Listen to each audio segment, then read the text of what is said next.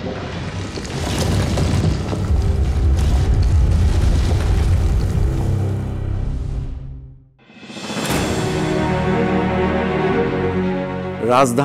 ঢাকা একসময় প্রাণের শহর। প্রতি একরে থাকা উচিত ১০০ থেকে ১২০ জন মানুষ, কিন্তু ঢাকায় ৪০০ থেকে ৫০০ জন। যেন সব মানদণ্ড ছাপিয়ে মানুষের ভিড়ে জমাট বেঁধে গেছে শহরটা। এই শহরেই বাস করছে, বিশেষজ্ঞরা বলছেন, রিক্টার স্কেলে ৭ মাত্রার ভূমিকম্পে হাইতিতে প্রাণ গেছে প্রায় ২.৫ লাখ মানুষের। ধসে পড়েছে অসংখ্য ভবন, অগণিত পরিবার হারিয়েছে সবকিছু।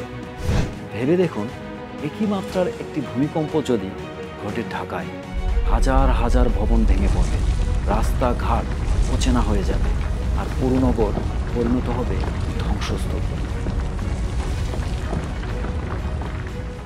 তাহলে এখন প্রশ্ন দাঁড়ায়, ঢাকার মানুষ যাবে কোথায়? ঢাকা ছেড়ে চলে যাবে? উত্তর হলো না। একটি কথা মনে রাখা দরকার, ভূমিকম্প ঠেকানো না গেলেও ক্ষয়ক্ষতি কমানো অবশ্যই সম্ভব, যেমন করেছে জাপান, নিউজিল্যান্ডের মতো দেশ। ভূমিকম্পের পূর্ব প্রস্তুতি। বাঁচার লড়াই শুরু হয় বিপদের আগেই। আপনি যে ভবনে থাকেন সেটি বিল্ডিং কোড মেনে নির্মিত কি না জেনে নিন। ভবন যদি শক্ত হয়, জীবনও ততটা নিরাপদ হবে।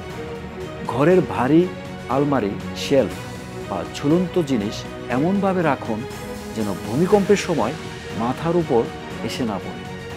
গ্যাস আর বিদ্যুৎ লাইন কিভাবে দ্রুত বন্ধ করতে হবে, পরিবারের সবাইকে অনুশীলন করা। নড়বড়ে দেয়াল, ফাটল বা দুর্বল জায়গা চিহ্নিত করুন এবং দ্রুত ঠিক করুন। একটি জরুরি ব্যাগ তৈরি করে রাখুন। সেখানে রাখুন পানি, শুকনা খাবার, টর্চ, প্রাথমিক চিকিৎসা সামগ্রী, একটি ছোট ছুরি, দড়ি, কিছু নগদ টাকা এবং প্রয়োজনীয় কিছু ফোন নম্বর। বের হওয়ার নিরাপদ পথ আর আশ্রয়ের জায়গা আগে থেকেই জেনে রাখুন। পরিবারের অন্য সদস্যদের জানিয়ে রাখুন। ভূমিকম্পের সময় কি করবেন? কয়েক সেকেন্ড, কিন্তু সিদ্ধান্ত নিতে হবে খুবই দ্রুত। তাই আগে থেকেই সেরে রাখুন পরিকল্পনা। ঘরের ভিতরে থাকলে মাটিতে ঝুঁকে পড়ুন, টেবিল বা বিছানার নিচে আশ্রয় নিন। অন্তত মাথা থেকে কোমর পর্যন্ত সুরক্ষিত রাখুন। জানালা, কাঁচ, আয়না, ভারী জিনিস থেকে দূরে থাকুন।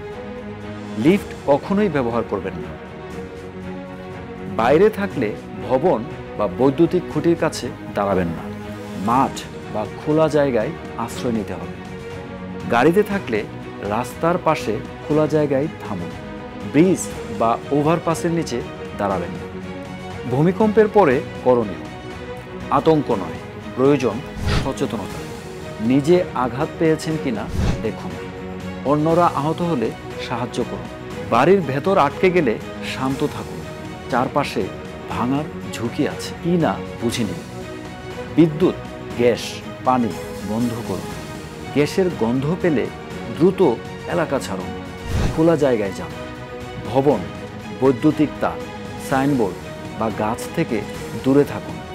ফোন নেটওয়ার্ক ব্যস্ত থাকতে পারে। SMS বা ইন্টারনেট ব্যবহার করুন। উদ্ধার দল বা সরকারি নির্দেশনা অনুসরণ করুন। দর্শক, ভূমিকম্প কোথায় হবে, কখন হবে, কত মাত্রায় হবে তা আগে থেকে জানার কোনো উপায় নেই, কিন্তু আমরা কিভাবে বাঁচব তার পরিকল্পনা এখনই ঠিক করে রাখতে পারি। মনে রাখতে হবে, ভয় নয়, বাঁচাবে পূর্ব প্রস্তুতি। হতাশা নয়, পাশে দাঁড়াবে সচেতনতা। নিজে শিখুন, পরিবারকে শেখান, প্রতিবেশীকে জানান। কারণ বিপদ এলে সবার আগে একজন মানুষ আরেকজন মানুষকে বাঁচায়। সতর্ক থাকুন, নিরাপদ থাকুন।